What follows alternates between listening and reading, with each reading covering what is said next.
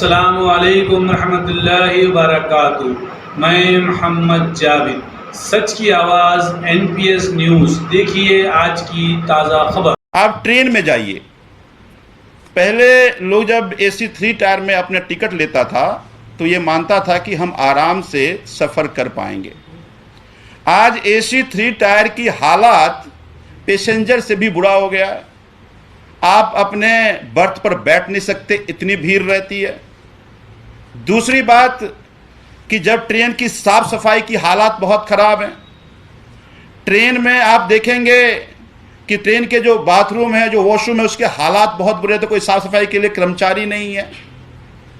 आप किसी भी स्टेशन पे जाइए, लोगों से पूछिए क्या हालात हैं, लोग कहेंगे बद से बदतर है।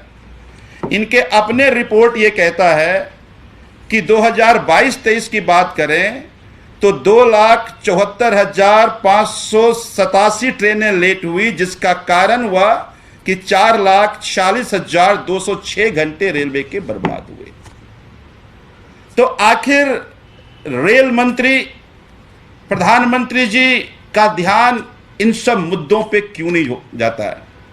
9 साल में इन्होंने ट्रेन की हालात बद से बदतर कर दिया है। वंदे भारत, वंदे भारत, वंदे भारत खूब प्रचार हो रहा है।